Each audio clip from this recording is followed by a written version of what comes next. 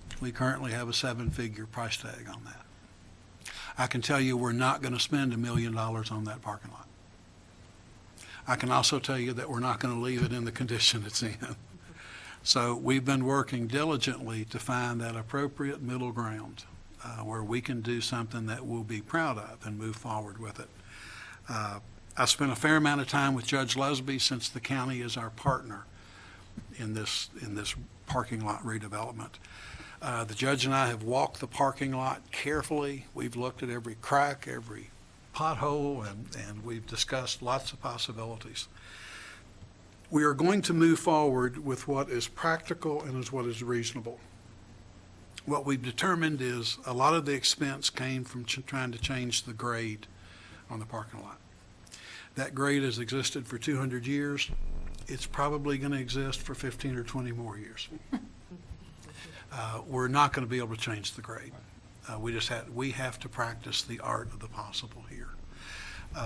We've talked about, Kyle is heavily involved in these conversations and how we make our new ideas a reality. I've also met with some experts from Hamilton and Hinkle about what's possible, what's doable. We're now talking about in the rear parking lot proper behind City Hall, milling all of this and repaving it. Of course, we'll repave all the way down to Washington Street. We've talked about the primary entrance to the parking lot off Washington Street right now is threading a needle. There's not room for 2 vehicles, and if you meet somebody, it's real uncomfortable. Then you have to kind of wind your way through the parking lot, missing the other cars, the pedestrians, and the potholes. What we're going to end up with, we're going to increase the radius of that entrance on Washington Street so we have a true 2-way street into the parking lot. Ingress and egress will be a lot more convenient.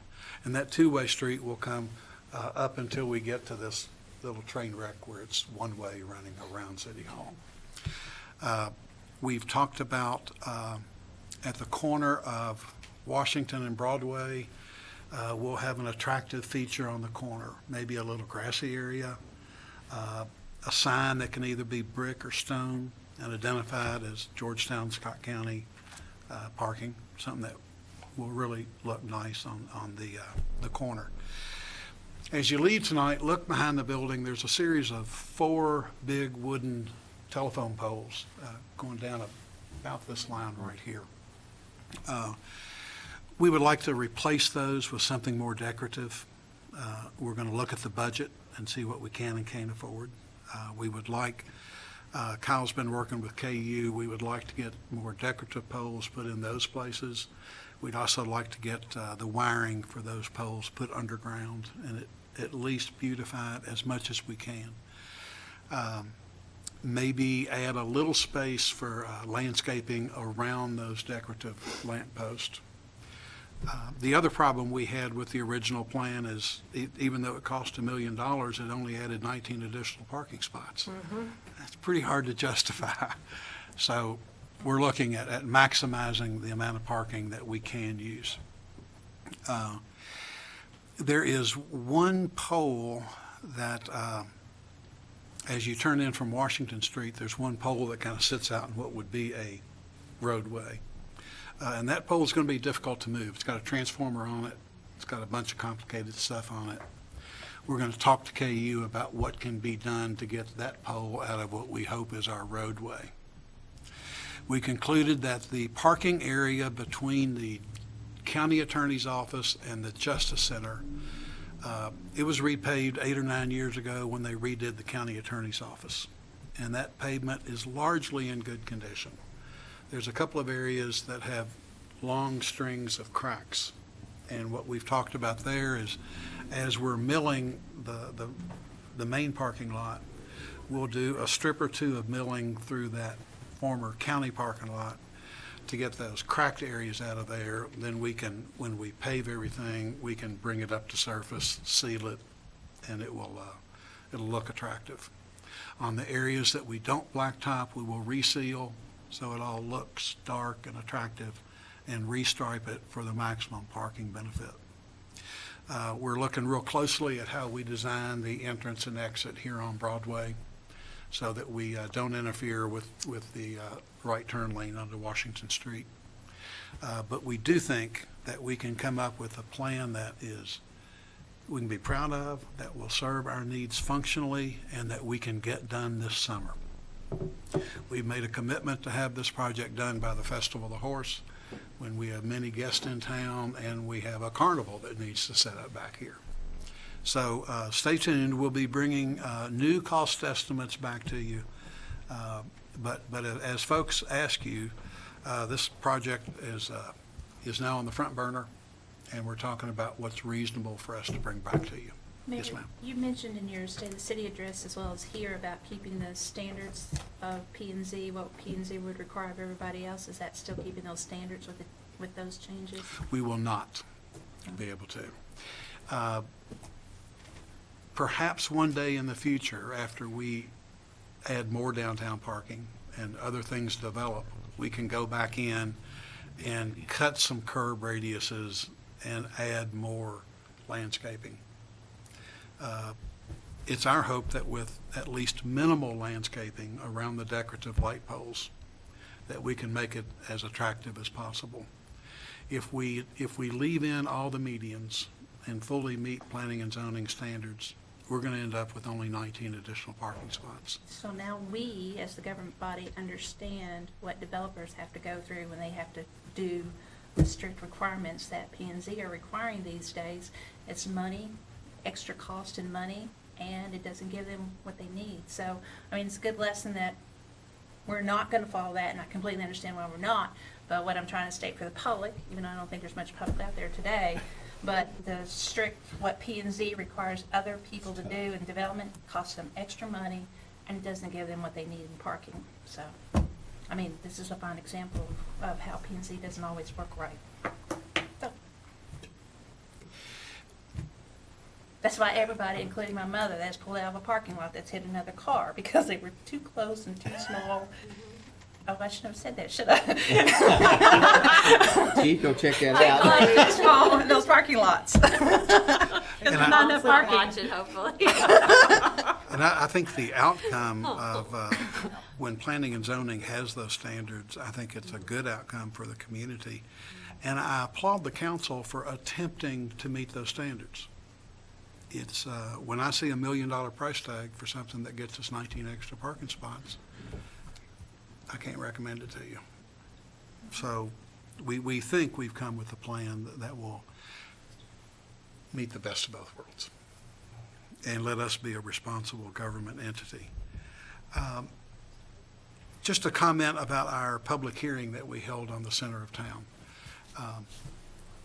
For those of you that were able to be in attendance, we were here about 55 minutes. We heard from a number of people. Probably the one idea that was discussed the most was a 24-hour-a-day, 7-day-a-week house of prayer opportunity in that building. And I've talked with a couple of council members who certainly see the benefit of that, particularly the benefit of churches breaking down barriers and working together to provide worship opportunities. There was a lot of interest generated by these conversations. The reality, though, is we face constitutional restraints that will not allow us to participate in that project.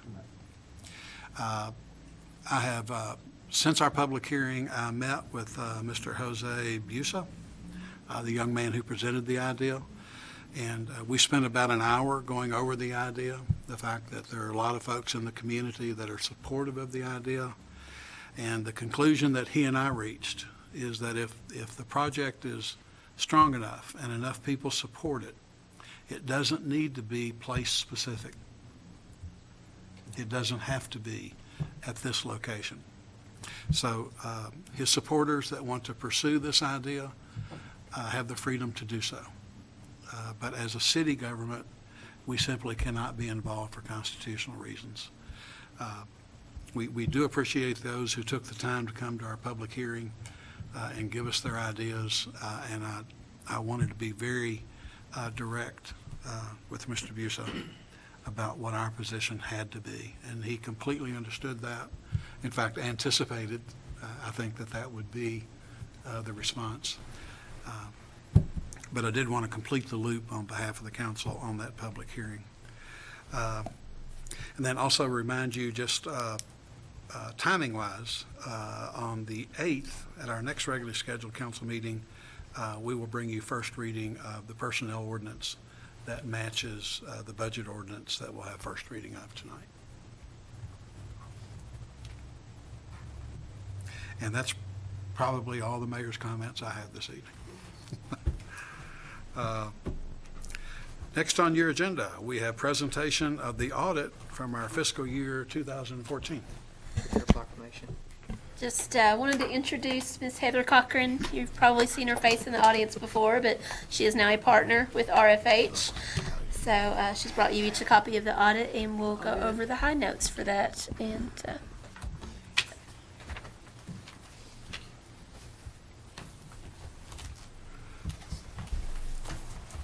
Thank you.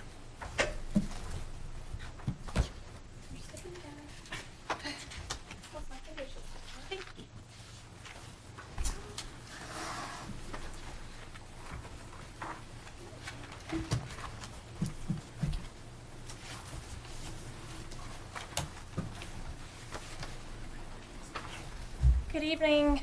Hope everyone's doing well. Just handed out for you, as she said, my name's Heather Cochran with Ray Foley Hensley and Company. We're actually shortening our name, so this is the last time you'll see the Ray Foley Hensley on anything. We're going with RFH. We've shortened all the names out of there to make it a little simpler, a little easier to say. I just handed out for you the Blue Bound report, which is the audit report and opinions, so all the financial statements, as well as another letter that's our required communication with the council. So I just wanted to go over some of the highlights of the audit. Important thing to note is that Blue Bound report, those are your financial statements. So they're put together with the help of Stacy and her staff. We have 2 letters that are within that report. So on page, 7 and 8, we have the independent auditor's report. Comes right after what's called the management's discussion and analysis on page 6, so page 7 and 8. This is the main opinion. So this is what we would call a clean opinion. So if you look at the bottom of page 7, it says opinion. In our opinion, the financial statements referred to above present fairly in all material respects. So that's what you all are looking for. That is what we would call a clean opinion. That's as good as it gets. It's basically saying that the financial statements in all material respects are fairly stated.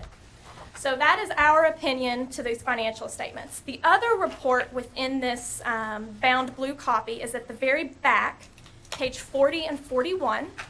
That's also a report that's on our letterhead. That is what we call our independent auditor's report on internal control and compliance. So as a governmental entity, you all are required to have this assessment of internal control and compliance. So we look at that on, let's see here, it's the next to last paragraph. It starts with our consideration of internal control on that first page. And there's a section in there that says we did not identify any deficiencies in internal control that we consider to be material weaknesses. So that's kind of as good as that report gets. And then on the last paragraph of that page, you'll see the results of our tests disclose no instances of noncompliance. Again, that's kind of, in our world, that's as good as it gets, you know. So those are our 2 letters to you all. The rest of this information is your financial statements. These are the numbers. What I wanted to probably look at is on page 2 and page 3. This is within the management's discussion and analysis, which Stacy puts together for this report. This gives you a really good comparative information. Some of the information that you get into the detail of the financial statements, it gives you comparative number, but it's a little bit harder to look at. So if you look at page 2, you'll see in the kind of at the top of the page, there's a little chart that says net position. So what this gives you is the city as a whole. Where did you all stand? So you've got your governmental activities, which is going to be things like your general fund as well as your other governmental funds. So you've got total assets of $92,945,218 compared with the prior year of $90,532,204. So that was an increase in your total assets. Your total liabilities were $14,812,751 compared with the prior year of $14,755,154. So that was a slight increase. And then your total net position for your governmental activities, that is what would be left over if you were able to basically take all your assets, which include this building, streets, things that you couldn't necessarily liquidate. But the idea is if you could liquidate all of those for what they're on the books for, pay off all your liabilities at the end of the year, what would you have left over? That is what your net position is. So your total net position under the governmental activities column for 2014, $78,132,467. That's compared with 2013 of $75,777,050. Excuse me. So that was an increase, and that's directly attributed to those increase in assets. So you all increased your assets, kept liabilities about the same, so your total net position overall went up. Your business type activities column, most of that activity is going to be Georgetown Municipal water and sewer service. So a lot of that activity gets rolled up into the city's numbers. So a lot of that activity is included in there. So you've got total assets for business type activities, $98,174,000 compared with almost $97 million in the previous year. So also the business type activities increased. Total liabilities were $13,778,000 compared with $14,534,000. So liabilities actually decreased for all your business type activities. And then your total net position, what would be left over, is $84,395,590 compared with the prior year, $82,253,149. So as you can see, what was left over also increased. So that's kind of what you would call your balance sheet if you were kind of a for-profit company. That's what we call our statement of net position. The next page, page 3, this gives you an overview of the city's operating results. So this shows total revenues, programs and expenses, and then it gives you a net increase or decrease in net position. So that last number that I just talked about, how that number changed, this is how you get there. So your total revenues for the year for governmental activities is $23,271,000 compared with the prior year of $20,967,000. So primarily, it looks like your license fees and permits increased, occupational license fees went up quite a bit, insurance premium taxes were up. So all those that's good things, showing that the economy is doing a little bit better. So a lot of your revenues were up for the year. Program expenses is the cost to do just your general government activities, police, fire, code enforcement, public works, all of those items. Total expenses, kind of midway down the page, $22,230,129 compared with the prior year $21,518,739. And then that leaves your net increase in this case in net position of $2,355,417 compared with an increase last year of $1,763,495. So those are your governmental activities. The next column shows your business type activities. So total revenues for business type, again, that's going to be mostly the Georgetown Municipal Water and Sewer. It also includes Environmental Services Fund, your cemetery fund, some of those things as well. Total revenues, $12,816,766 compared with the prior year, $12,511,373. And then your total expenses were at $13,119,755 compared with last year of $12,896,918. So again, that has a net increase in net position, which is $2,142,441 compared with the prior year of $2,406,904. So that kind of gives a good summary of these financial statements kind of as the city as a whole.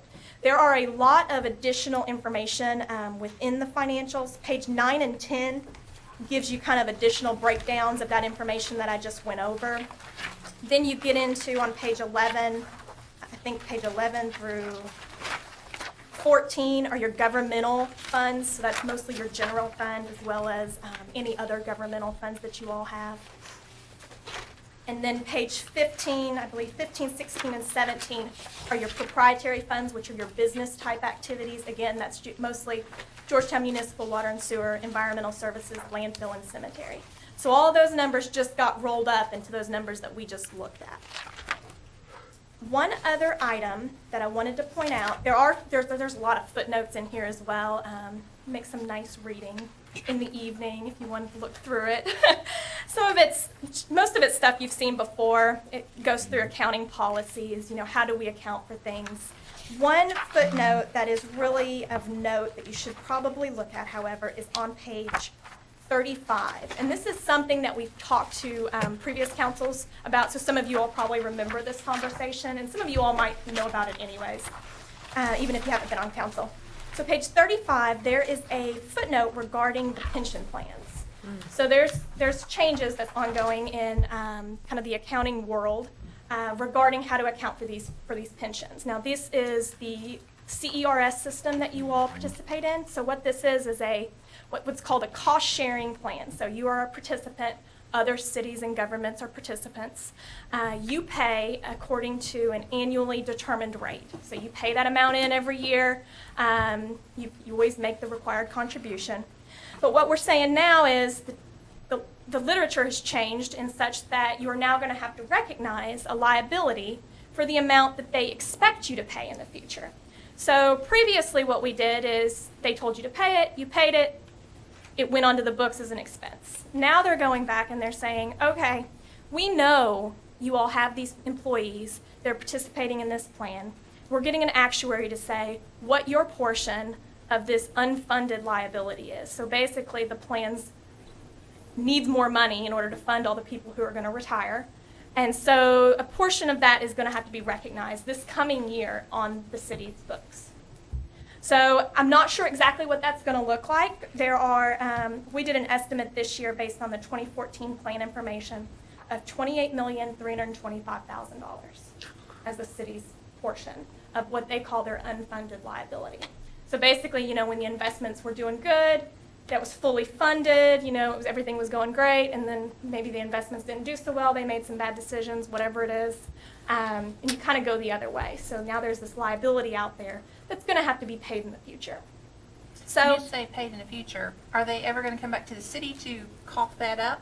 what they do is they adjust your annual contribution rate each year. Okay. So every year they'll come back and they'll say, okay, this year it's 18.9 whatever percent, or it's 20%, whatever it is. So each year that rate will change to try to account for making up this difference. And if you have a year where investments start doing a lot better, you could kind of go the other way. You just don't know. But right now what we're going to have to do is they're going to get information from the state. So the state's going to give us information and say, here's what we think the city of Georgetown's portion is, and that's going to have to be recognized. So that's everyone's kind of in the same boat. This is nothing that's popular. So it's strictly a liability on the books, but it could carry leverage against what we could bond. Possibly, yes. Now there are people out there that will say, well, we've been taking that into account anyways. Okay. I would probably say to that, that's not really accurate. Because anytime you put something in the actual numbers, you can say, oh yeah, well we know there's something out there all day long. But when it actually shows up and you can see, oh, here's the liability, I think it's going to affect things, The good news is everyone's going to have a liability. It's not. I think the important thing, one of the important things for the council to appreciate is this will be recognized in the lump sum on our balance sheet. Mm-hmm. And the cities don't go out of business. We don't liquidate our streets. We don't liquidate all our buildings. So for this to reflect an additional liability on our balance sheet is going to have very little impact on our operations. Right. The actuarial required contribution from the city is always being adjusted. Yep. We've lived through it going up steadily, particularly the hazardous duty retirement. Oddly enough, for this fiscal year that we're approaching, the rate went slightly down. Yeah. Despite this liability. Yeah. So it is a new requirement for us to reflect this liability. I don't want council to be overly concerned about suddenly reflecting a $28 billion liability, because it's going to have little impact on our day-to-day operations. Right, yeah. Is that fair to say, Heather? Exactly. This isn't something that you're going to have to run out tomorrow and be like, how are we going to pay this liability? It's nothing like that. This is something that over time, it will get paid as you pay your annual required contributions, same way you've been always doing it. You know, nothing's really changed with the way you all do business. You read a lot of news stories about the status of the pension system, the state pension system. It's also important for you all to understand that while the state has the option of not paying in their actuarially required contribution, the ARC, and in most years don't, whereas cities and counties are required to pay it in 100% every year. As a result of that, the CERS that we are a part of and our employees are a part of is funded at about 65, upper 60%. I think that's about where it is right now, yes.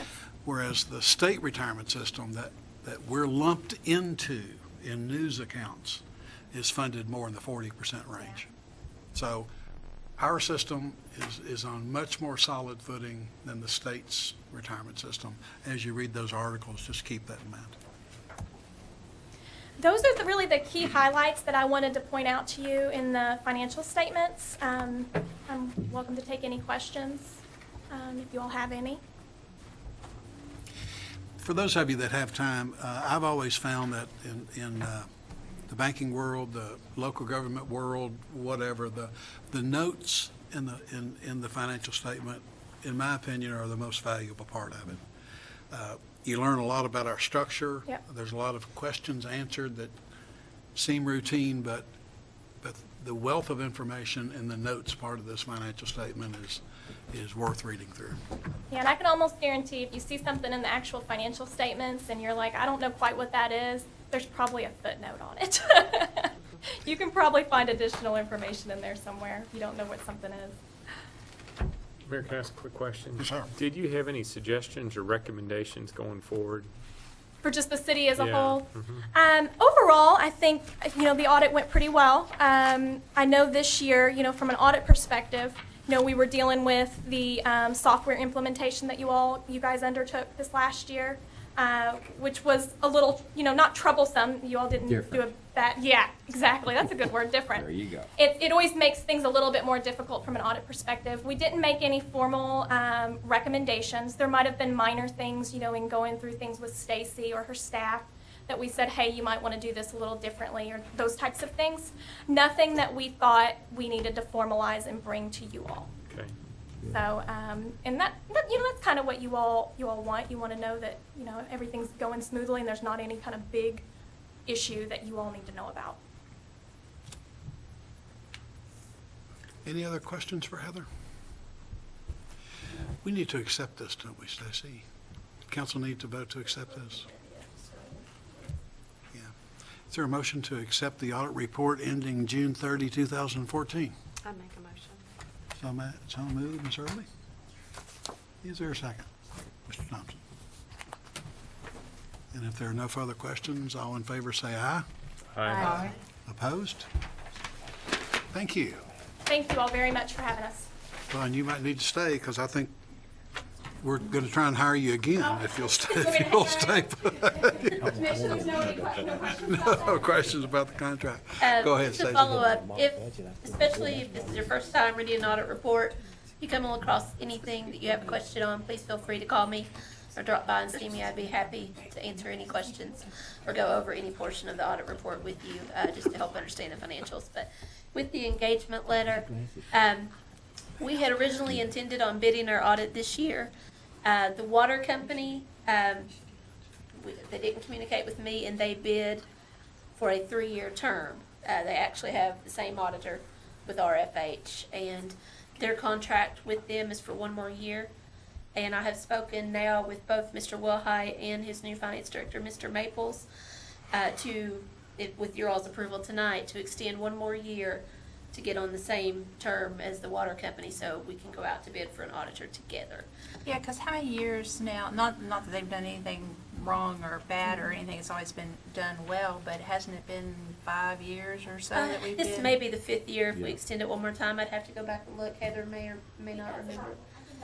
And there's definitely 2 ways of looking at it. You can certainly change. There's the school of change auditors, or there's the school of the auditor who knows you best may be able to find things easier, because I always they're think familiar it's with good things. after so many Yeah. years, not change immediately, because Yeah. changing every year is just like what you said with the new system, it messes you up, but it kind of like every 3 years, I think it's kind of good to. But I did talk to both, like I said, at the water company, because I wanted to make sure that they didn't go without me again. So as you'll see in the engagement letter, they actually list the price for the water company as well, even though we do not pay the water company's audit bill. They pay that themselves. We only pay for our portion. And that little bit of a range in the price is because they don't know yet the work involved with the GASB 68, which is the pension plan. And typically, Karen, I would agree that every so many years, it's good to go out to bid and perhaps even entertain the idea of a change. But I agreed with Stacy in this case that extending it one more year to get on the same schedule as the water company made sense for us. Yeah, I'll agree with that one more, but I think this will be, if that happens, this will be 6 years, and that's a long, in my opinion, that's a long time for one auditor to look at your book, so next year I would recommend we definitely go out. Yeah, we will definitely go out to bid, and I've already talked to them about doing it in conjunction, so there will be representation from both companies on the selections. That's fine. So there's an engagement letter in your packet that you should have had a chance to look at that indicates the fee, and we have a municipal order if you're ready to hear that. We are. An order approving an agreement with RFH PLLC for the fiscal year 2015 audit of the financial statements of the City of Georgetown and authorizing the mayor to sign all relevant documents. Whereas the City of Georgetown is required to hire a third-party certified public accountant to provide an audit of each year's financial statements, and whereas RFH PLLC has agreed to perform audits of the financial statements of the City of Georgetown at a maximum cost of $24,500 and Georgetown Municipal Water and Sewer Service at a cost of $13,000 for the fiscal year ended June 30th, 2015. Now therefore, it is hereby ordered by the Georgetown City Council that the contract between the City and RFH PLLC, which is attached here to and incorporated herein by reference, is approved, and the mayor is authorized to sign all relevant documents. Is there a motion for approval? Motion, Mayor. Ms. Tackett and Ms. Ames. If there are no further questions, all in favor say aye. Aye. Opposed? Thank you. Thank you all very much.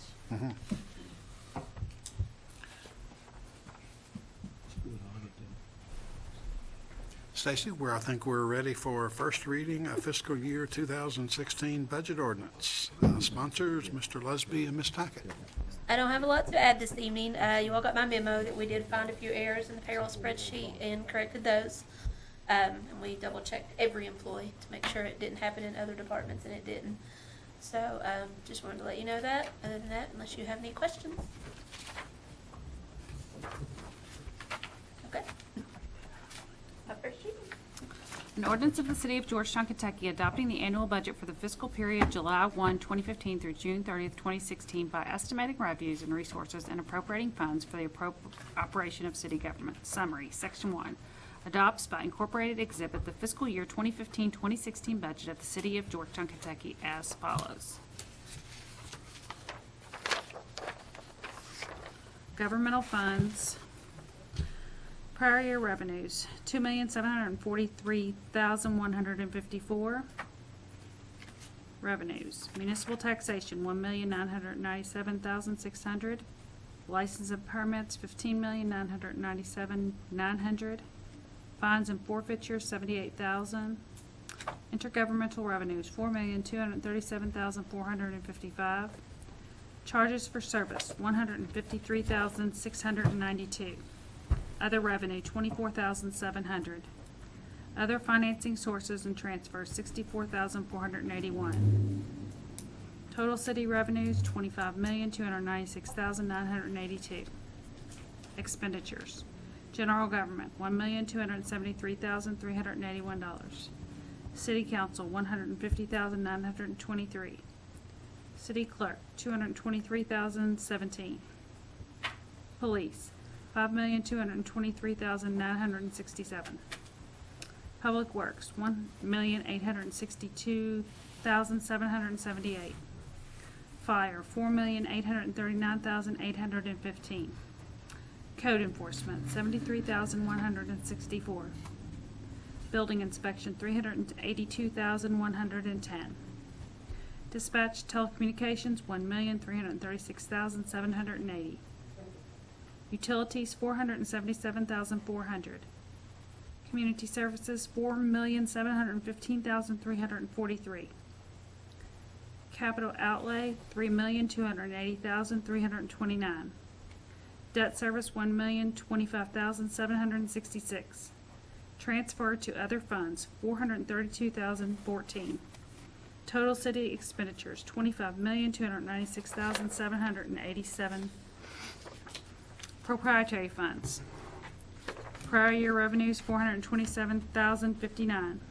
Revenues, sanitation, $1,875,000. Recycling, $196,059.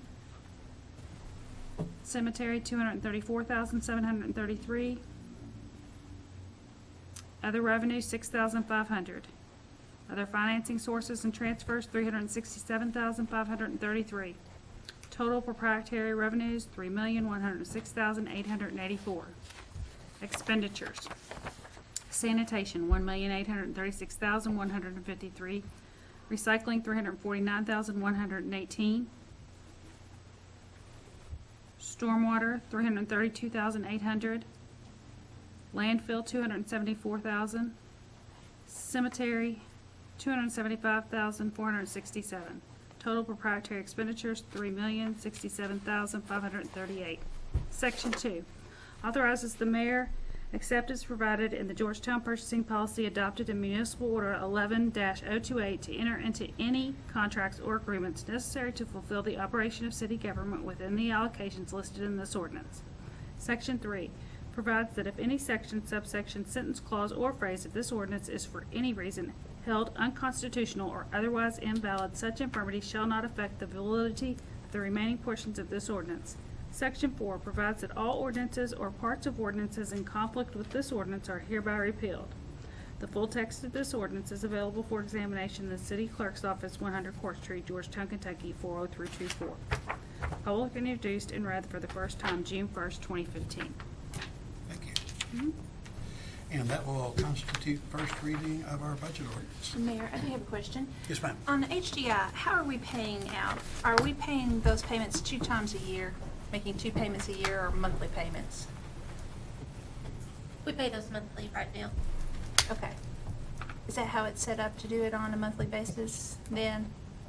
It seems like once upon a time it was paid out, as soon as the fiscal year started, and then January. And some of our smaller ones, we do twice a year, but we've done that one right now. It's been monthly since I've been here. Okay.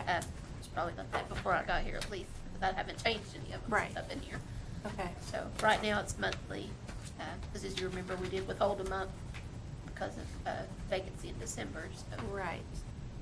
Okay. right now it's. And I think we're a lot more comfortable dispersing this monthly than in a lump sum.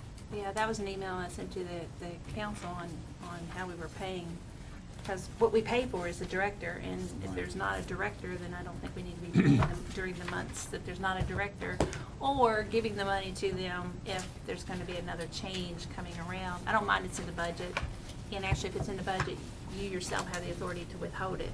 So that's fine if we're doing that, but I'm just not comfortable with giving it, if there's no director over there, giving the money to them. No, and in fact, it's my intention to come back to the council with a recommendation on what the structure will look like in the future before we spend any Okay. of the new budget allocation Okay, that's great. for this purpose. And I do agree with you that doing it on a monthly basis gives us a lot tighter control, Yes. particularly during a period of transition. I agree with you.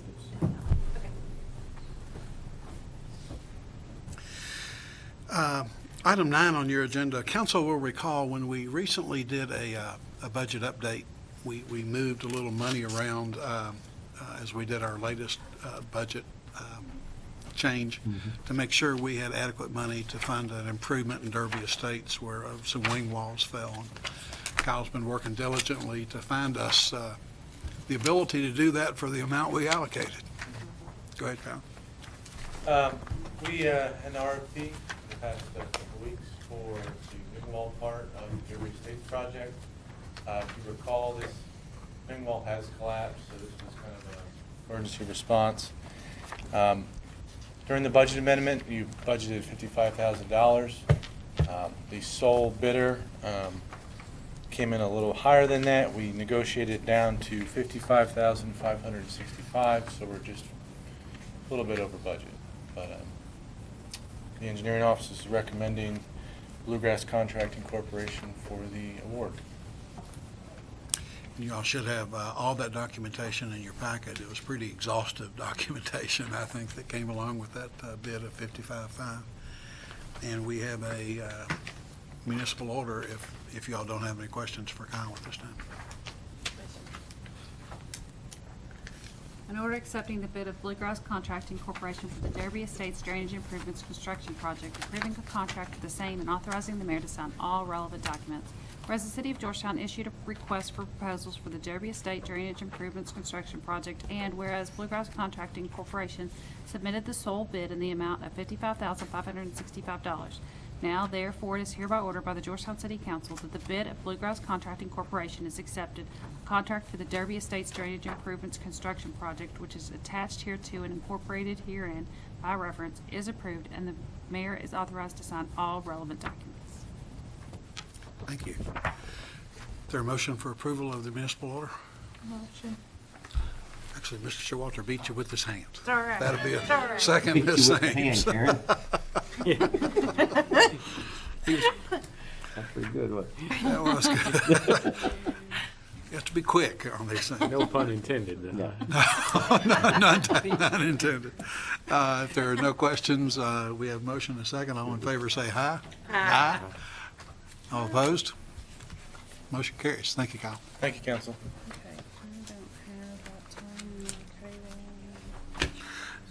Now, I am delighted to announce item 10 on our agenda, being the first reading of the ordinance awarding the cable franchise to Time Warner Cable. Just by way of background, you know, we went through remarkable negotiations with Charter Communications, assuming they were going to be our ultimate provider. And then that merger fell through at the federal level. Federal Trade Commission finally squashed that It's back on merger. the table. Not that merger's back on the table. Charter is back on the table. So the entity that we dealt with, every step we took was exactly the right step, and it sets us up perfectly for what's since transpired. We don't know all the details on how the federal merger will work out, but Charter is now acquiring Time Warner in a $79 billion merger. What is humorous to me in this, Andrew and I had conversations with Time Warner to make sure that all the provisions that we had negotiated in our original cable franchise, importantly that being the line extension policy, would be a part of their new franchise. And they assured us that it would, that everything we had negotiated in that regard would stay in place. Time Warner, however, dug their heels in when we discussed the grant that we had negotiated with Charter Communications, and was less than responsive to our request that they pay the grant.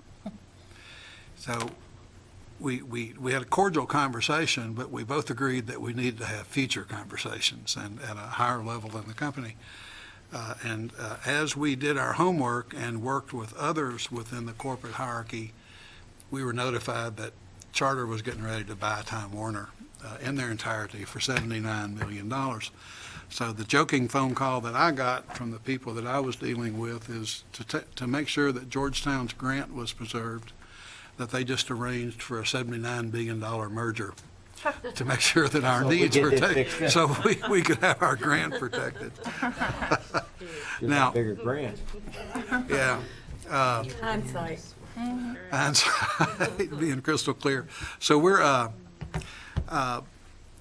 still working with Charter Communication, and we're actually very pleased that we spent the time developing a relationship with Charter, since Charter is going to ultimately be our provider, assuming that the Federal Trade Commission approves this merger. The discussions that I've had with charter representatives since the merger has been announced was to reinforce their understanding that Georgetown is a growing and important city, and the type of partnership that we talked about, they're anxious to get underway. And what they told me that looked like is it's very possible in the future, as charter wants to roll out new services or try new things with their many cities they'll be providing cable and internet service to, that Georgetown may be a leader in having those things brought here first, given the way we've worked with them to make this merger happen. So we think that all the investment of time that we made will reap dividends, but we're ready tonight to have first reading of that ordinance. An ordinance confirming the sale and awarding a non-exclusive franchise to Time Warner Cable for the placement of facilities for the transmission, distribution, and sale of cable television service within the public rights-of-way of the City of Georgetown for a 9-year period. Whereas Ordinance 2015-003, adopted by the Georgetown City Council on April 27, 2015, provided for the creation and sale of a non-exclusive franchise for a term of 9 years for the privilege of constructing, operating, maintaining, and distributing cable television service along and under public right-of-way within the corporate boundaries of the City of Georgetown. And whereas after publication of said advertisement on May 2nd, 2015, the only bid received by the city clerk was from Time Warner Cable. Now therefore be it ordained by the City of Georgetown, Kentucky as follows. Section 1. That the cable franchise created by Ordinance 2015-003 be and it hereby is awarded to the highest and best bidder, Time Warner Cable, for the cost of advertising and sale of said cable franchise. Section 2. That the mayor shall be and thereby is authorized and directed to execute the cable franchise agreement on terms and conditions established in Ordinance 2015-003, a copy of which agreement is attached hereto and incorporated herein by reference. Section 3. All prior ordinances, municipal orders, or policies or parts thereof in conflict herewith are to the extent of such conflict hereby repealed. Section 4. If any section, subsection, sentence, clause, phrase, or portion of this ordinance is for any reason held invalid or unlawful by a court of competent jurisdiction, such portion shall be deemed a separate, distinct, and independent provision, and such holding shall not affect the validity of the remaining portions hereof. Section 5. This ordinance shall become effective upon passage and publication. Publicly introduced and read for the first time June 1, 2015. Thank you. And also want to thank Ms. Polly Singer-Erdley for sponsoring the ordinance. I see we just called you Polly Singer on the agenda. Sorry about that. You can call that for me. And we'll plan on second reading for June the 8th on that. Item B on your agenda is first reading of a grievance ordinance. We had discussed this previously, that there was a provision in the grievance ordinance that gave the council the right to have a hearing when the council has no real jurisdiction to act after that. So upon your all's direction and working with former Mayor Sames, we worked on how this can be worked out in the best way, and Karen has sponsored this ordinance. How's this going to work, Stacey? Well, what we'd like to do is go ahead and read an ordinance, first reading of an ordinance that will repeal the old grievance procedure. And then what will come back to you with next Monday is both the second reading of that ordinance, get it repealed, and then we'll present to you a municipal order for approval of the new grievance procedure. Which is in your packet. Which Yes. is in your packet. Yes. So with that, if you'd like to read the ordinance. An order repealing ordinance 08-024 regarding employee grievance procedures. Whereas the Georgetown City Council desires to amend the existing grievance procedure for city employees, and whereas the city has approved a new grievance procedure pursuant to Municipal Order 15- Now therefore be it ordained by the City of Georgetown, Kentucky as follows. Section 1. Section 2 of City of Georgetown Ordinance 0824 is repealed in its entirety. Section 2. This ordinance shall become effective on adoption and publication. publicly introduced and read for the first time June 1st, 2015. Thank you, and we'll look forward to second reading and some replacement language with the municipal order on June the 8th. Numbers. And numbers. We'll fill in all the blanks, Marvin, before we get here next. Oh, thank you. Before we get to council comments, in my exuberance of getting to all the mayor's comments, I left out the one important thing I was supposed to do, and that was we have a proclamation that we think is especially timely, given the loss of some historic structures that we've had. May was Historic Preservation Month, and while we're doing this in June, we still want to, we think it appropriate, given the activities in our community, that we have this proclamation for this evening. Whereas historic preservation is an effective tool for managing growth, revitalizing neighborhoods, fostering local pride, and maintaining community character while enhancing livability, and whereas historic preservation is relevant for communities across the nation, both urban and rural, and for Americans of all ages, all walks of life, and all ethnic backgrounds, and whereas it is important to celebrate the role of history in our lives and the contributions made by dedicated individuals in helping to preserve the tangible aspects of the heritage that has shaped us as a people. And whereas we celebrate each May as National Preservation Month, co-sponsored by City of Georgetown, the Kentucky Heritage Council, and the National Trust for Historic Preservation. Now therefore, I, Mayor Tom Prather, do proclaim May 2015 as National Preservation Month and Kentucky Preservation Month, and call upon the people of Georgetown, Kentucky to join their fellow citizens across the United States in recognizing and participating in this special observance. It's as timely as we could be. Is there a motion? We're gonna go, woo, woo. There was your motion. Is that a motion, Ms. Tackett? Thank you. Is there a second? I'll second. Polly with the second. If there are no further woo-woos or comments, all in favor say aye. I'm gonna do an Arsenio Hall thing. Opposed? Motion On a passes. roll tonight, isn't it? Yes. She is on a roll tonight. Must be in that water. Must be. You want a drink? Chuck's got the same. Okay, that concludes the formal part of our agenda. David, do you have anything this evening that you'd like to mention? A couple quick things, Mayor. I wanted to recognize how nice the cemetery looked this past weekend. I had the opportunity to spend some time there, as did many folks, not only just in this community, but from outside this community came back, and they had a special reading of all the veterans that are no longer with us, and it was a very nice event. And the cemetery looked great, Mayor. David, we've had compliments from veterans, from their families, from guests from out of town, and I called Gene Cook just to thank him. Yeah. For how beautiful our cemetery looked, and I appreciate you mentioning that. Yeah, well, he's to be commended, as is the city. A couple other things I wanted to mention. The landscaping on the railroad bridge on Paris Pike is really getting rough. And I know one time we had a beautification department, and I guess they were kind of merged in with Public Works, but we really need to get their involvement on that hillside. I mean, we spent the money to.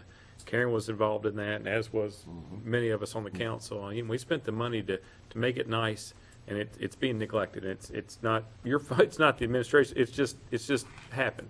Just within the warm weather and the rain, the weeds have sprouted, and Yeah, the weeds Cold are, weather really killed those big trees, too. well, there are rose bushes coming up, but They the are. weeds are taking over the rose bushes that You are can't still see 'em. there.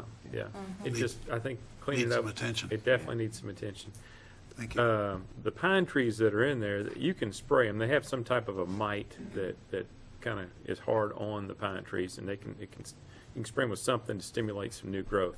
Not sure if they're too far gone for that, but that is a possibility. And then the other, one of the other comments I wanted to mention, I know, Mayor, you've met with the state regarding cherry blossom and the rough condition that it's in.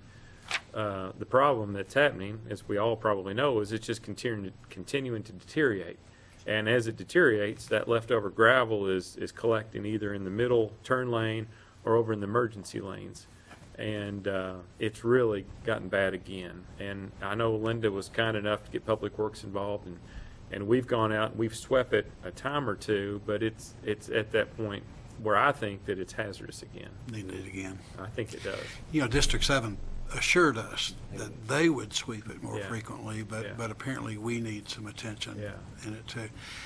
There are lots of folks, David, that are, District 7 says that that'll happen about the time the interchange is finished Right. next year. There are lots of folks for whom that's not fast enough. Yeah. And I think there's a lot of political pressure being exerted to try and get that paved in time for the Lexus opening. Yeah, yeah.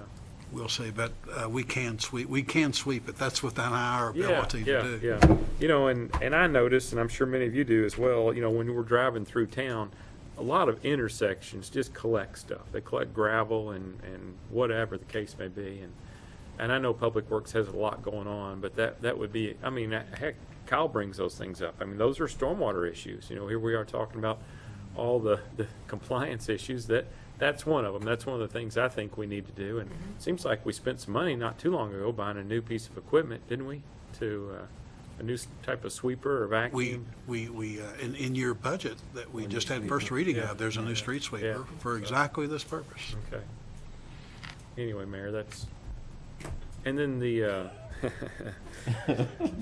other thing I was going to throw out and suggest, and is when we do this parking area back here, as nice as it's going to be, I would suggest that we bring in maybe a local landscaper to help us with some of the details of the landscaping, maybe on that corner that you talked about, putting some type of a monument sign, and if we do that, having some green space that's well landscaped, and maybe even around the light poles perhaps. But I think that if we're going to do things like that having somebody with a professional touch and a professional eye do it is a good investment. And I think somebody local would be more than happy to help us with things like that. It's a good point, David. Chief Bosse is kind of living through this right now, since we're getting ready to complete a police station. Right. And wanting to get great local advice, buy locally. Yeah. Although I think the chief's got in mind using some donated labor to get some of his landscaping done. Hopefully it'll be well supervised by a landscaper. But, yeah, I appreciate those points. Okay, all right. I know there are quite a few of them. Jeff Singer was very involved with the Japanese garden, and I think he taught architecture at the University of Kentucky. And I know as did Martin out here at the architecture landscape alternative. So anyway, I think we've got some good options here in the community. We sure do. Thank you. Marvin. Sorry, I'm good. You're good. Holly? Glad to hear that about the parking lot.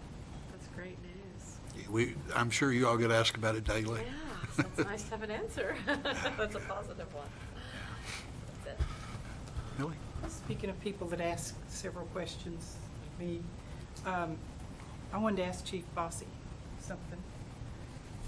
There is several new subdivisions where you come in from Champion Way.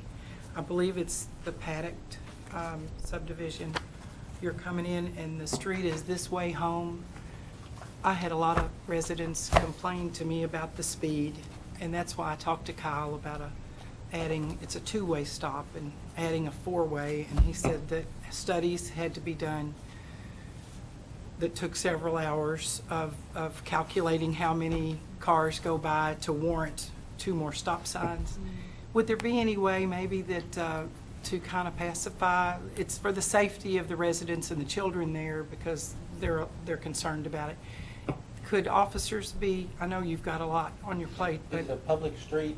I'm not sure what we're talking about. Well, This Way Home is, I believe, off the Paddocks, and you come This in Way Home Champion is the name of is the the name of the street. street. Oh, okay. Yeah, I'm sorry. And Yeah, it's in the adjacent street Not your way home. has the 2 stop signs. Okay. Yeah, we But can- they're coming in off the bypass pretty fast Okay. and coming up through there, and the stop signs are this way, and we wanted to see maybe, or they had the concern that maybe 4-way stop would be warranted. And Kyle said he'd be happy to do a study, but I didn't know if until that got an opportunity to happen, if maybe you could just see if an officer could, Absolutely. especially Yeah, when we- school's out around Right. that time, just to see if there's any warrant, if the speed is up and you notice it. Yeah, if you give us a complaint, we now have a form that we use. Like if you say I got speeding on This Way Home Street, we fill out that complaint form and then we assign it to an officer and he has a log that he Okay. fills out.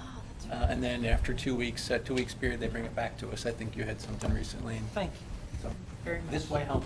Yes, this is the name of the street. Thank you. Anything else, ma'am? So, Thank you. Well, I need a complaint form. Actually, Marvin and I both got the same conversation with the lady. It's over in the Mount Vernon area. What was the name of her? Was it Liberty Drive? Liberty Drive. It was Liberty Drive in It's right Mount behind the old Vernon Kroger's. is where she lived. And apparently that is a wide street that goes up by that, and the kids do play in the street, but the traffic is going up that street really, really fast. And actually, she even made the comment that the kids are pretty belligerent, didn't she? That when they get out in the road and they're asking the older kids to get out of the road, that the kids don't want to get out of the road, and they'll just stand there and give them attitude. And I tell them when that happens to call you all and let you all come over for that part of it. But the speeding part of it, it's Mount Vernon is wide. I think it's Mount Vernon, and then Liberty Drive comes off of that. So, yeah, I think so. I think it's in that It's area. a cul-de-sac back in there, Chief, where you go back in, make the circle, come through. So, that's it. that's it. Connie, I have nothing. thank you. Jack? Couple of things. One comment was on the tree, the phone tree for the Yes, sir. city. I called today and I was thinking just what you all are trying to accomplish was, this is fast. It's quick, it's short, and you get right where you want to go. So I just wanted to give you that observation I made today. Thank you. The other thing was I was getting back to this ordinance for planning and zoning. I was told by a local business, I don't know if they want me to tell you who it is, so I'm not going to say who it was. I think they're supposed to come next week. But they want to add on to their business, and they're talking about the total cost of the project being about $100,000. But in order to meet the requirements for the plat that we're going to change, they have to spend $15,000 to do that. And they're saying because of that cost, they're not going to be able to expand their business. And I just wanted to relay that, to let you all know that these things do affect our businesses in town, and we really need to consider that. So I don't know how that's going to end up, but I think she's going to come next Monday night and talk to us about it. Thank you. Mark? Had a phone call over the weekend, and I on Connector Road, Mhm. the property between Frisch's and Republic Bank. Where the old dog kennel used to be. It's in need of some TLC. as Oh, is far it as grown up and looking bad? Mowing and maybe weed eating, so just wanted to mention that. Doesn't look real good right now. And that's between Frisch's and Republic Bank. Yeah, it's bad.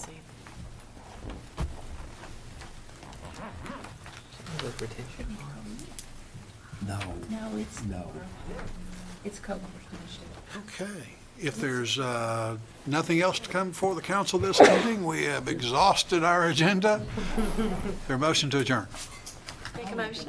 Motion to They want to leave quick over here. Planning a. Thank you all. Karen, I got more than I can handle. I don't need no more. All right. I got 32 yards. We did. Awesome.